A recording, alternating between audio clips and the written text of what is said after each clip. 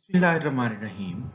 Dear students, today our topic is sodium hydroxide, which is commonly known as caustic soda. Here, in this lecture, we will discuss what is sodium hydroxide and what processes are being adopted to synthesize sodium hydroxide. In this process, we will discuss chloralkyl process, and for the chloralkyl process, we will discuss different cells which will be used in chloralkyl process like diaphragm cell, mercury cell and membrane cell processes. These three cell processes will be also discussed in this lecture. Now, first of all, what is sodium hydroxide? Sodium hydroxide is the principal strong base used in the chemical industry. In bulk, it is the most often handled as an aqueous solution since solutions are cheaper and easier to handle.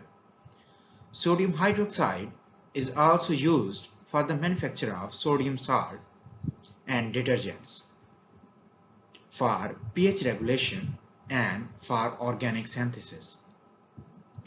बच्चे क्या मतलब है इस पूरी बात का? इसका मतलब ये है कि सोडियम हाइड्रोक्साइड जो है एक स्ट्रॉन्ग बेस है। केमिकल इंडस्ट्री के अंदर सोडियम हाइड्रोक्साइड जो है बेटा क्या है, एक स्ट्रॉन्ग बेस है, एक पॉइंट। दूसरा पॉइंट ये है बेटा कि सोडियम हाइड्रोक्साइड को एज अ सॉल्यूशन हैंडल करना जो है वो ज्यादा इजी होता है। इसी के साथ साथ सॉल्यूशन की फॉर्म में सोडियम हाइड्रोक्साइड जो है वो सस्ता होता है और उसको जो आगे इस्तेमाल करना है वो भी ज्यादा आसान होता है। इसके बाद बेटा वो कहता है कि सोडियम हाइड्रोक्साइड जो है बहुत से सोडियम साल्ट्स बनाने का काम आता है, डिटर्जेंट्स बनाने का काम आता है, पीएच को रेगुलेट करने के लिए इस्तेमाल करते हैं। इसी के साथ साथ बेटा ऑर्गेनिक सिंथेसिस में इस्तेमाल होता है, यानी ऑर्गेनिक सिंथेसिस के अंदर बेटा बहुत सारे ऐसे रिएक्शंस हैं सिंथेसिस के जिनके अंदर sodium hydroxide as a catalyst use होता है।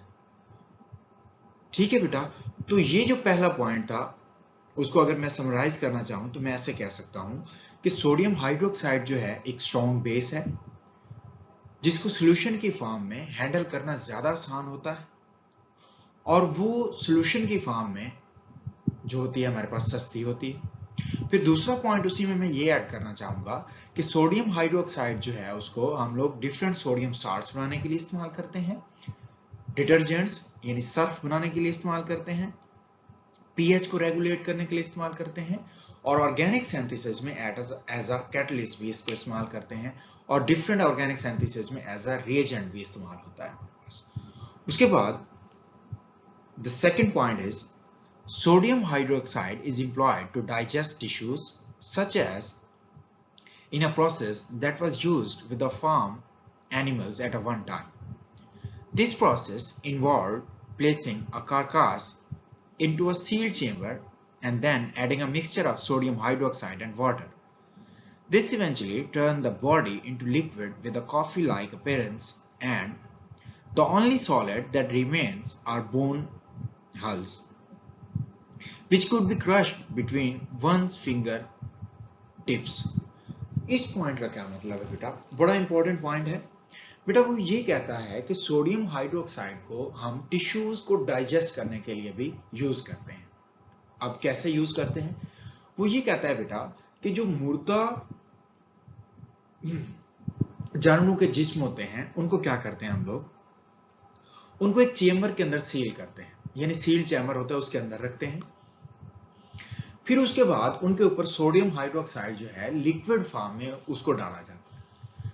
जब वो डालते हैं तो उसके बाद क्या होता है कि वो जो हमारा सोडियम हाइड्रोक्साइड है वो जो उनकी बॉडीज होती हैं, जो कारकास होते हैं हमारे पास, उनको एक लिक्विड में तब्दील कर देता है। वो जो लिक्विड होता है उसकी कॉफी लाइक अपीयरेंस होती है।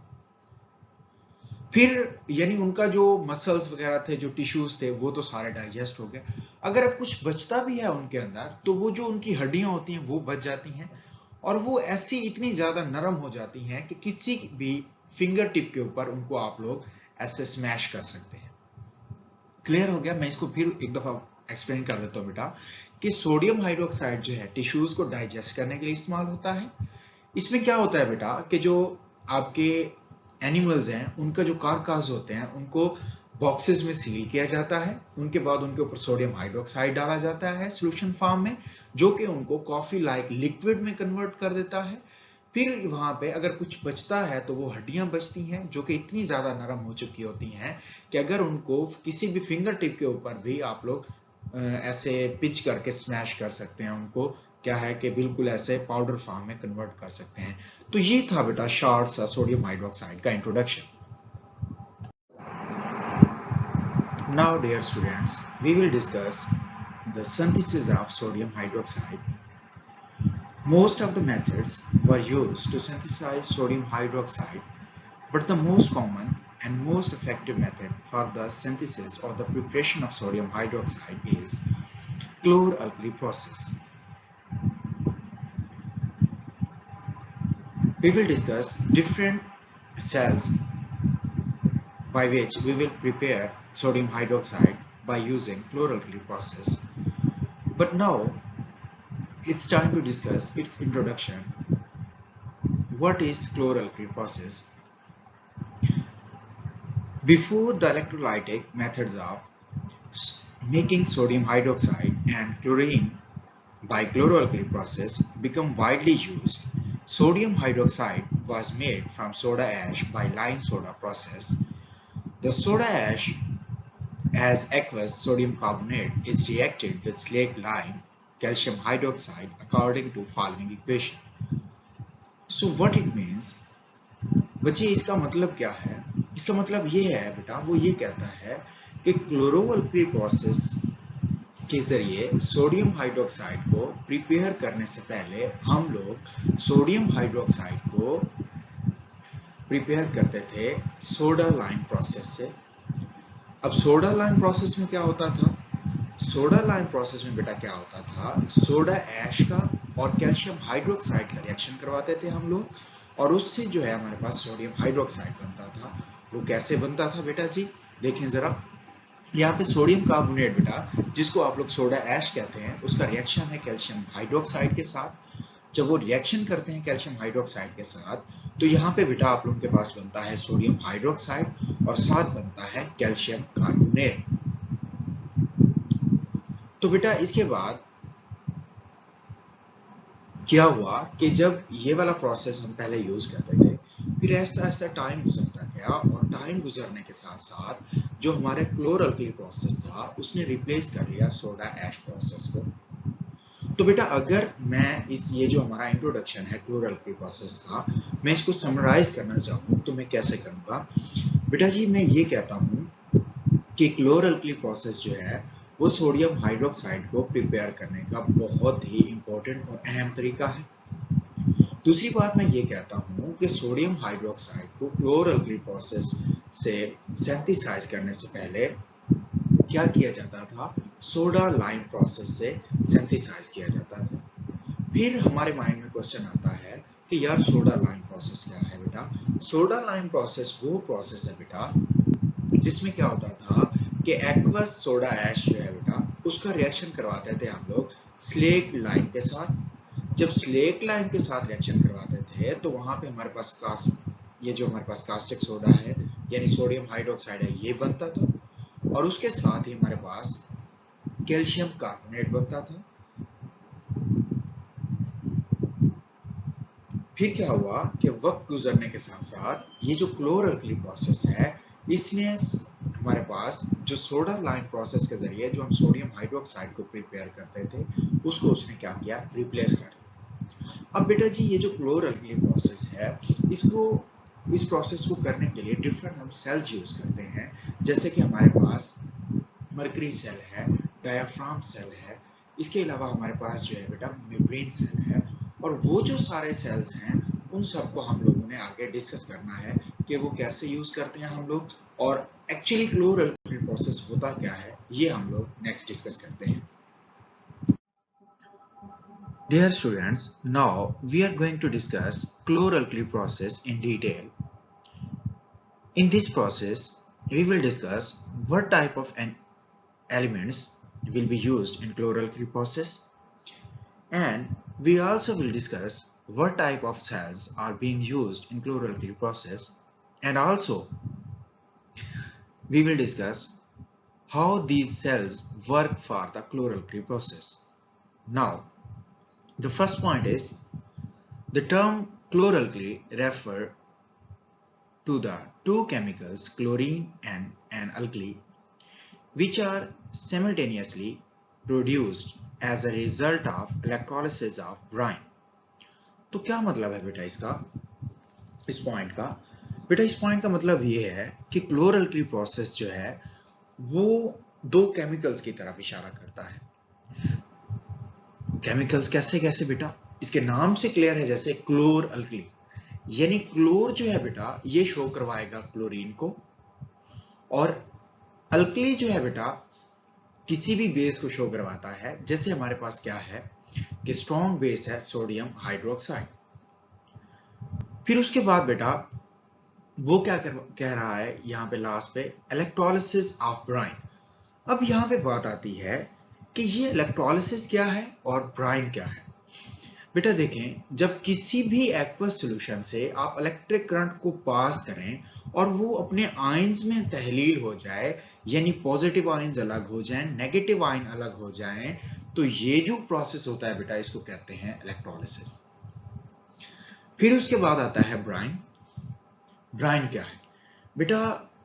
NaCl का, सोडियम क्लोराइड का वाटर के साथ जो सॉल्यूशन बनता है, वाटर में जो सॉल्यूशन होता है उसको कहते हैं ब्राइन। तो अब क्या होगा बेटा, यानी वो जो ब्राइन बना होगा, जब आप उसमें से इलेक्ट्रिक करंट को पास करवाएंगे तो उससे क्या होगा कि दो केमिकल्स बनेंगे, क्लोरीन और अल्कली। अब ये कैसे होगा प्रोसेस, इसको नेक्स्ट देखते हैं। नेक्स्ट पॉइंट है हमारे पास, the most common chloralkali chemicals are chlorine and sodium hydroxide, which is also known as caustic soda, but can include potassium hydroxide when a potassium brine is used. बेटा जैसे कि हमने पहले ही डिस्कस कर लिया है कि यहाँ पे दो केमिकल्स हैं जो हमारे पास क्लोरीन और अल्कली है, तो वो उसी बात को आगे एक्सप्लेन करता है। वो ये कहता है कि क्लोरो अल्कली प्रोसेस के अंदर दो केमिकल्स जो हैं बेटा वो बहुत ज्यादा इंपॉर्टेंस रखते हैं, जिनमें हमारे पास सोडियम हाइड्रोक्साइड, जिसको आप कास्टिक सोडा भी कहते हैं, इसी के अलावा जो है इसके साथ क्या होता है, क्लोरीन होता है। वो कहता है बेटा आप पोटाशियम हाइड्रोक्साइड भी यूज कर सकते हैं क्लोरल्कली प्रोसेस में, लेकिन वहां पे ये है फिर आपको जो ब्राइन जो बनाना है आपने, फिर वो भी पोटाशियम क्लोराइड का बनाना पड़ेगा। तो इसका क्या मतलब हुआ कि अगर आप जो है NaCl का आपने सॉल्यूशन बनाया है तो आपको सोडियम हाइड्रोक्साइड ही यूज करना पड़ेगा उसके लिए बेस, या फिर जो बेस बनेगी आपके पास वो सोडियम हाइड्रोक्साइड ही बनेगी। इसी तरीके से जो दूसरी बात है बेटा वो भी यही है कि अगर आपने पोटाशियम क्लोराइड यूज किया है तो जो आपके पास प्रोडक्ट आएगा वो पोटाशियम हाइड्रोक्साइड आएगा। इट मींस कि जो चीज आप यूज करते हैं उसी लिहाज से आपका क्या बनता है, प्रोडक्ट बनता है। तो यहाँ पे जो इंपॉर्टेंट जो दो चीजें थी हमने डिस्कस की क्लोरल्कली प्रोसेस में, पहली बात ये कि इलेक्ट्रोलिसिस करवानी है किसकी, ब्राइन की, दो बातें हो गई। दूसरी बात जो है नेक्स्ट, यानी उसके अंदर पहले पॉइंट के अंदर हमारे पास दो बातें हैं, एक इलेक्ट्रोलिसिस है, दूसरा ब्राइन है। अब फिर दूसरा पॉइंट जो है हमारे पास वो ये है बेटा कि ये जो इसके अंदर केमिकल है इंपॉर्टेंट, वो क्लोरीन है और सोडियम हाइड्रोक्साइड है। Now dear students, we are going to discuss raw material for the chloralkali process. Dear students, if you have a knowledge of brine solution, then you can easily write raw material for the chloralkali process. As you know that the brine solution is the solution of sodium chloride in a water.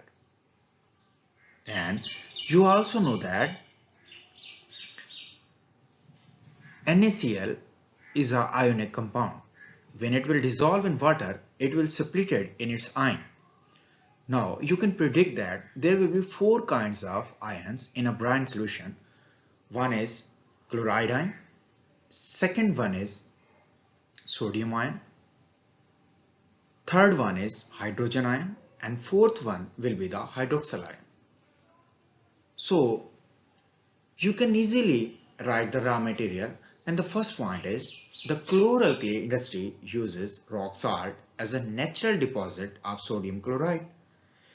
The aqueous sodium chloride solution, referred to as a brine, contains sodium ion, chloride ion, hydrogen ion and hydroxyl ions. क्या मतलब है मेरा बेटा इस point का? तो बेटा जी इस पॉइंट का मतलब ये है कि क्लोरअल्कली इंडस्ट्री के अंदर, मतलब क्लोरअल्कली प्रोसेस में सोडियम हाइड्रोक्साइड को प्रिपेयर करने के लिए जो इंडस्ट्रियलिस्ट हैं वो रॉक साल्ट यूज करते हैं, जिसको हम सोडियम क्लोराइड कहते हैं, जो कि एक नेचुरल सोर्स है सोडियम क्लोराइड का। ठीक है, उसके बाद वो कहता है कि इसको पानी के अंदर हल करते हैं और उसका सोल्यूशन बनाते हैं, जिसको आप लोग कहते हैं ब्राइन। और जब वो ब्राइन बन जाता है तो वो चार तरह के उसके अंदर आयन्स होते हैं, sodium ion, chloride ion, hydrogen ion and hydroxyl ion.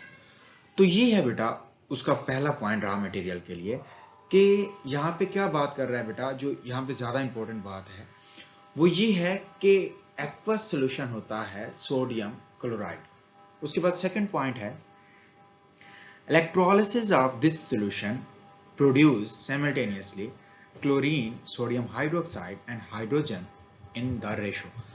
बेटा क्या मतलब है इस पॉइंट का? वो कहता है कि इलेक्ट्रोलिसिस जब आप करवाते हैं ब्राइन की, देखिए आपको पता है कि इलेक्ट्रोलिसिस जो होता है कि जब किसी भी आपके पास जो एक्वस सॉल्यूशन होता है उसमें से अगर आप इलेक्ट्रिक करंट को पास करते हैं तो वो जो आयंस में तब्दील हो जाता है वो उसकी इलेक्ट्रोलिसिस कहलाती है। ये बात तो हमें पता है। अब वो कहता है कि जब इसकी आप इलेक्ट्रोलिसिस करवाते हैं ना, तो क्लोरीन, सोडियम हाइड्रोक्साइड और हाइड्रोजन जो है अलग अलग रेशो में बनते हैं। तो ये कहाँ पे आता है कि क्लोरीन कहाँ कैसे बनेगा, सोडियम हाइड्रोक्साइड कैसे बनेगा, हाइड्रोजन कैसे बनेगा?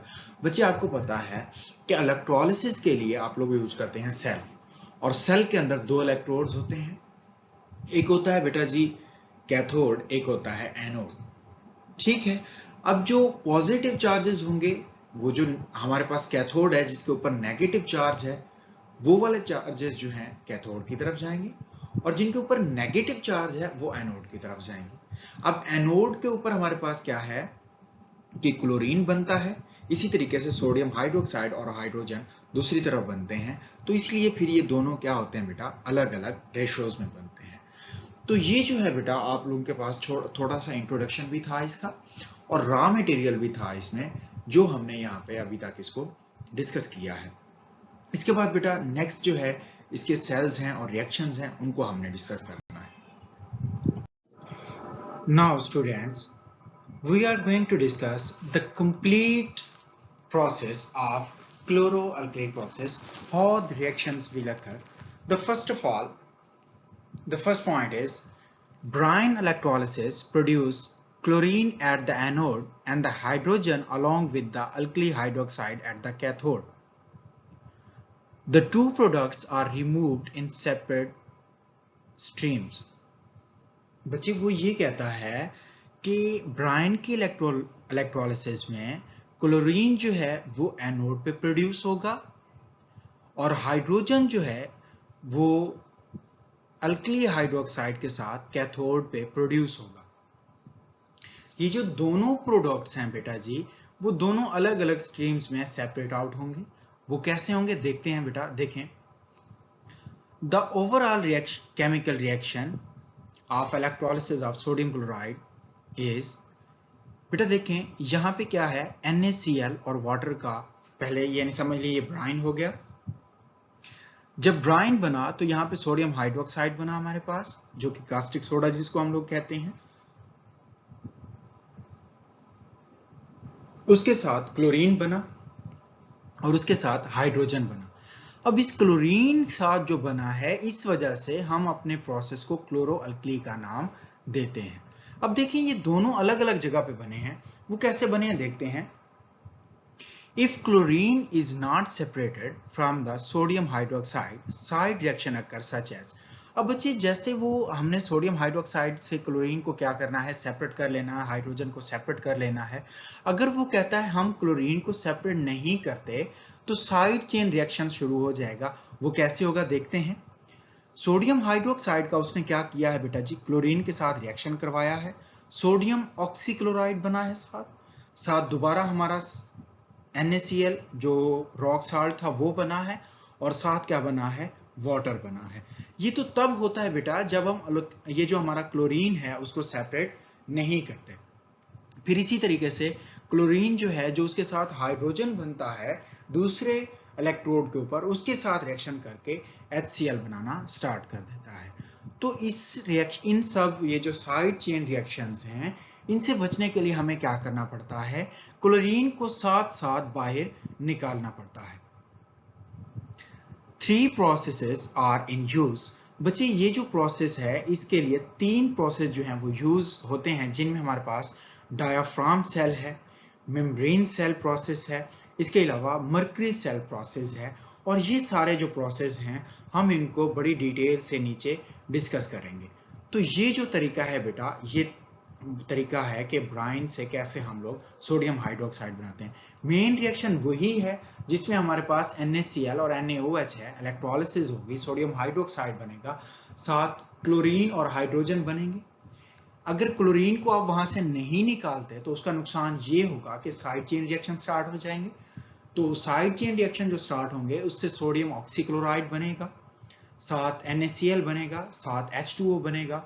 इसी तरीके से क्लोरीन जो है हाइड्रोजन के साथ रिएक्शन करके HCl भी बना देगा। तो बेटा 3 अलग अलग प्रोसेस हैं जो कि यूज होते हैं किसके लिए, यही हमारे पास इसकी सिंथेसिस के लिए, जिनमें हमारे पास डायाफ्राम सेल प्रोसेस है, इसके अलावा हमारे पास मेम्ब्रेन सेल प्रोसेस है और मर्करी सेल प्रोसेस है, जिनको हमने बड़ी डिटेल में नीचे डिस्कस करना है।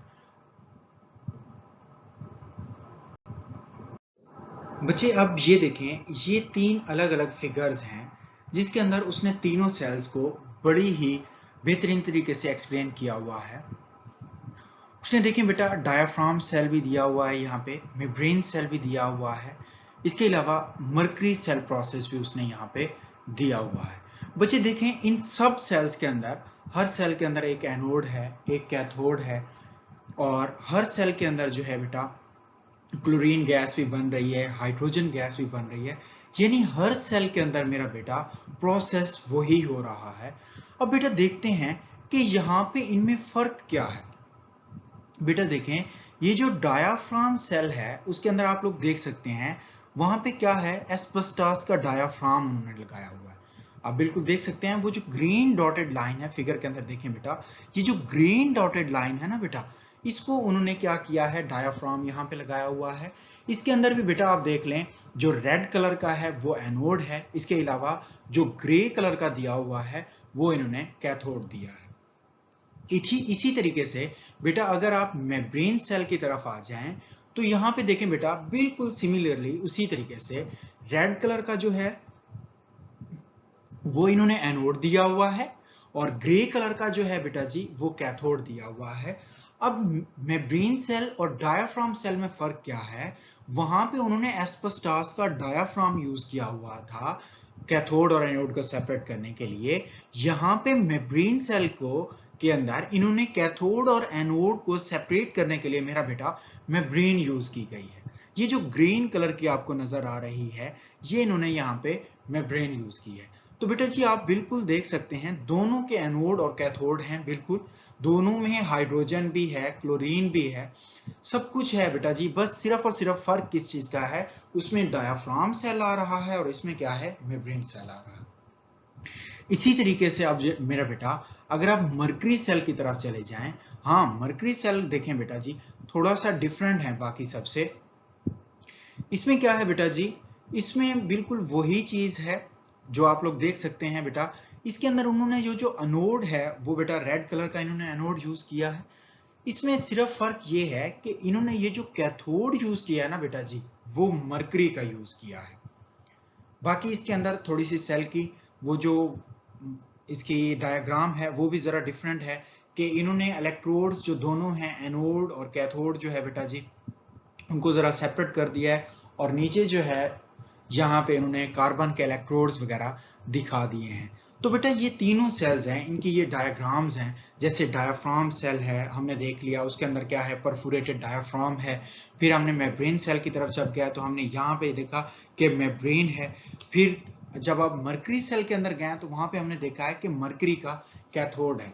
तो ये तीनों जो सेल्स हैं बेटा, ये क्लोरो अल्कली प्रोसेस के लिए यूज होंगे, और हम इन तीनों को बड़ी डिटेल के अंदर आगे डिस्कस करने वाले हैं। Now students, we are going to discuss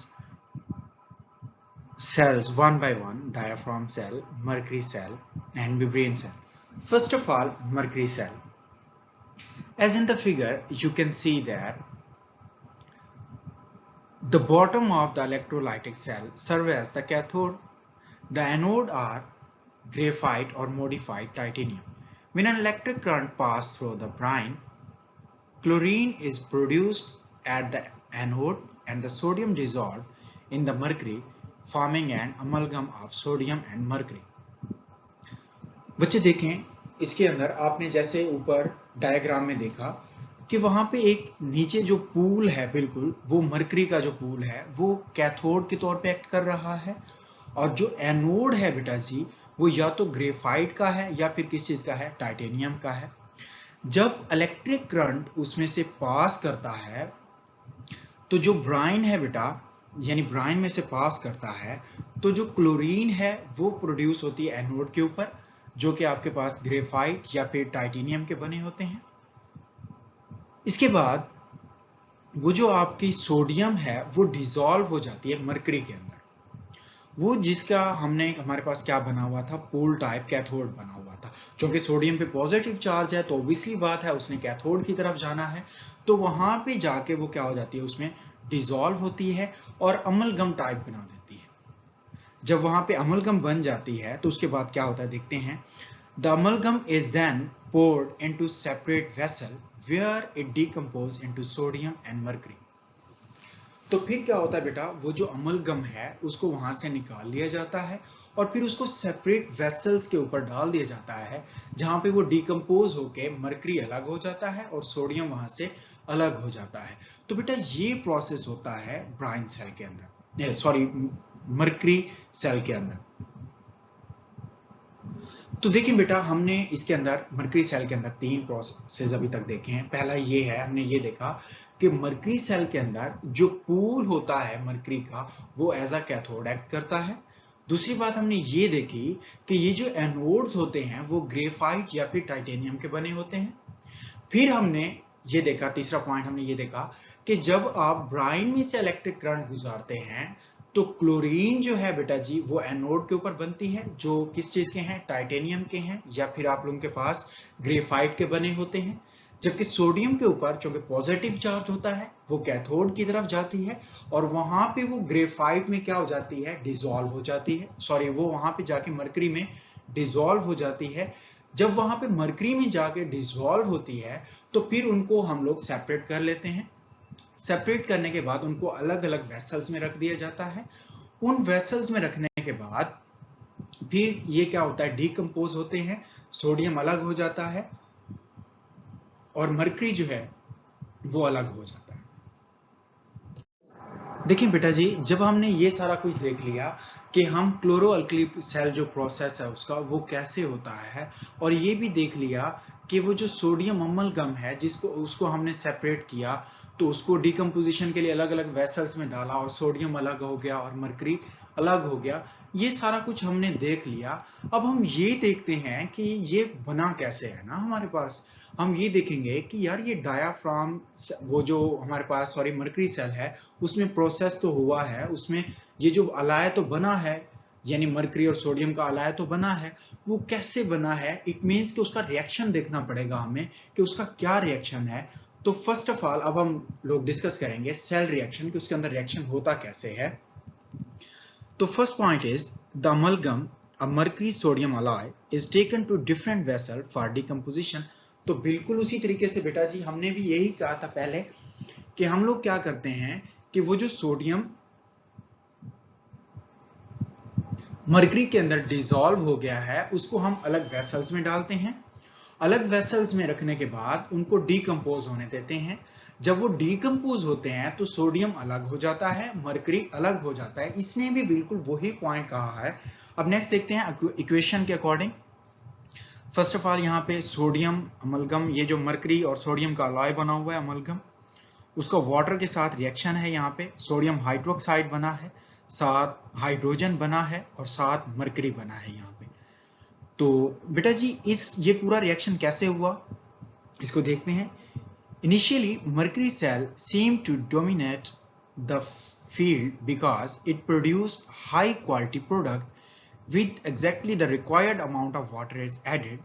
A 50% NaOH solution is formed, which does not greatly require much evaporation for the concentration.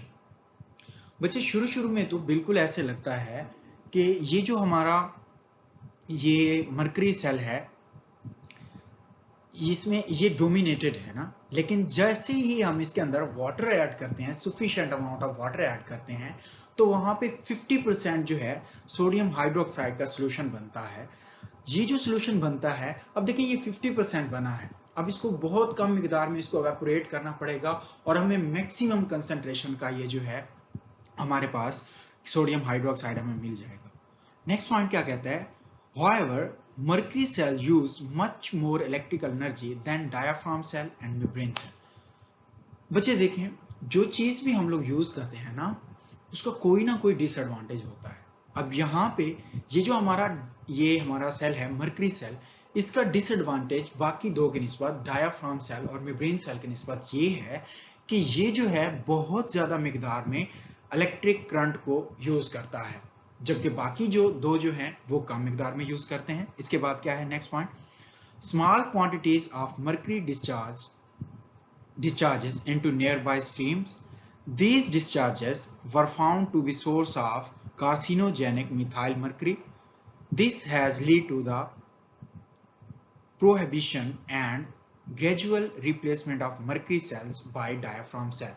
अब दूसरा इसका जो बेटा जी वो डिसएडवांटेज है, पहला तो ये कि इलेक्ट्रिक करंट ज्यादा यूज किया, दूसरा डिसएडवांटेज ये है कि जैसे ही आप वाटर उसके अंदर मतलब वाटर को गुजारते हैं तो वहां पे मरकरी जो है वो साथ साथ लीच होता है। जब वो लीच होता है तो मिथाइल मरकरी जो है वो बेटा जी उसके कार्सिनोजेनिक कंपाउंड्स बनते हैं जो कि कैंसर काजिंग होते हैं। इस वजह से ऐसा ऐसा से लोग इनको मरकरी सेल को रिप्लेस करते गए हैं डायाफ्राम सेल के साथ, और फिर उसके साथ क्या है हमारे पास मेम्ब्रेन सेल के साथ। तो ये था बेटा इसका प्रोसेस, कैसे प्रोसेस हुआ और फिर उसके बाद क्या क्या इसके जो हैं वो डिसएडवांटेजेस हैं। ये सारा कुछ बेटा देखने के बाद अब हम देखेंगे कि इसका कंप्लीट रिएक्शन पैकेज है क्या। जी बेटा जी, जब हमने ये देख लिया कि हमारा जो मरकरी सेल है वो कैसे प्रोसीड करता है, उसमें क्या क्या प्रोसेस होते हैं, और हमने ये भी देख लिया कि मरकरी सेल के क्या क्या डिसएडवांटेजेस हैं as compare to membrane cell और इसके अलावा डायाफ्राम सेल। उसके बाद हम लोग ये देखते हैं कि इसके अलावा हमने ये भी देखा कि सोडियम अमलगम या मरकरी अमलगम जो है, यानी सोडियम और मरकरी का जो अलॉय बना है उसको हम लोगों ने कैसे डीकंपोज करना, ये सारा देख लिया। अब हम ये देखते हैं कि हमने वो जो कहा था कि क्लोरीन और हाइड्रोजन और सोडियम हाइड्रोक्साइड अलग अलग स्ट्रीम्स पे सेपरेट होंगे, वो कहाँ पे होंगे। सोडियम तो हमने देख लिया वो सेपरेट हो गया है हमारे पास, सोडियम हाइड्रोक्साइड जो है।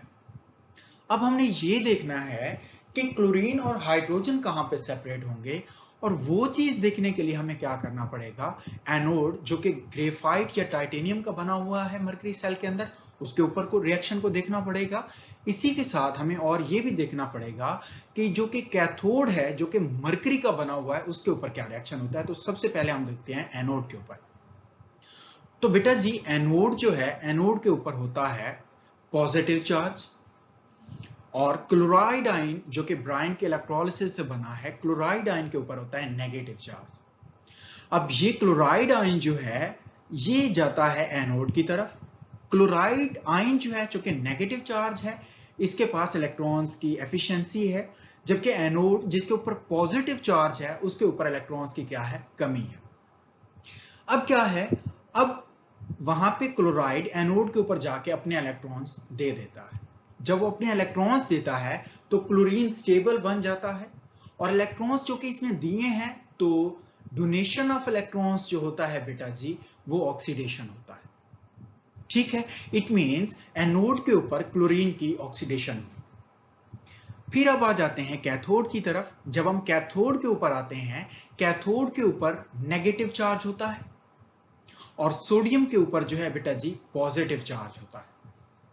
अब चूंकि सोडियम के पास इलेक्ट्रॉन्स की डेफिशिएंसी है, और ये जो हमारा कैथोड है उसके पास इलेक्ट्रॉन्स की एफिशिएंसी है, तो जब वहां पे जाता है सोडियम हमारा, तो वहां पे इलेक्ट्रॉन्स को अब्सॉर्ब करता है। इलेक्ट्रॉन्स को अब्सॉर्ब करने के साथ साथ वो मरकरी का जो हमारा अमलगम था या जो कैथोड था उसके अंदर डिसॉल्व हो जाता है, और वहां पे वो मरकरी और सोडियम का अमलगम बना देता है। यानी पहले क्या होता है, सोडियम आयन से वो सोडियम में कन्वर्ट होता है, उसके बाद वो डिसॉल्व हो जाता है मरकरी के अंदर। अब ये सोडियम और मरकरी का अमलगम बन गया, और चूंकि इसने ये सोडियम ने इलेक्ट्रॉन्स अब्सॉर्ब किए हैं, इलेक्ट्रॉन्स गेन किए हैं, और गेनिंग ऑफ इलेक्ट्रॉन जो होता है बेटा जी वो रिडक्शन होता है। इसका मतलब क्या हुआ कि सोडियम की रिडक्शन हुई है कैथोड के ऊपर, तो सोडियम अमलगम बन गया हमारे पास। तो ओवरऑल रिएक्शन जो होता है बेटा, उसने यहाँ पे लिखा हुआ है 2NaCl, इसकी इलेक्ट्रोलिसिस करवाई है तो 2NaHg बन गया है, सोडियम मरकरी अमलगम बन गया है, और Cl2 बना है साथ। Cl2 को तो हम सेपरेट कर लेंगे। अब बात आ जाएगी हमारे पास सोडियम, ये सोडियम और मरकरी की, उसको अलग अलग हम उन पे वेसल्स में रखेंगे, फिर उनको क्या करेंगे जी, उनको डिकम्पोज होने के लिए टाइम देंगे। जब हम उनको टाइम देंगे तो सोडियम अलग हो जाएगा और मरकरी क्या हो जाएगा, अलग हो जाएगा। ये तरीका है बेटा जी इसको यूज करने का। ये जो है बेटा ओवरऑल रिएक्शन होता है हमारे पास मरकरी सेल के अंदर। बस बेटा जी मरकरी सेल के अंदर दो डिसएडवांटेजेस हैं जो आपने याद रखने हैं। एक इलेक्ट्रिकल करंट ज्यादा यूज करता है, दूसरा कार्सिनोजेनिक कंपाउंड्स बनाता है जो कि very very very very dangerous होते हैं ह्यूमन हेल्थ के लिए।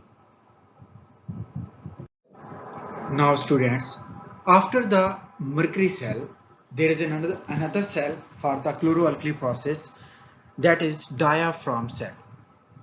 तो बच्चे आप लोगों ने देखा था डायाफ्राम सेल में बिल्कुल एनोड और कैथोड बिल्कुल वही थे, लेकिन सॉरी इसमें एक बात जो ज्यादा थी वो ये थी कि एनोड और कैथोड को सेपरेट करने के लिए उन्होंने डायाफ्राम, परफोरेटेड डायाफ्राम यूज किया हुआ था।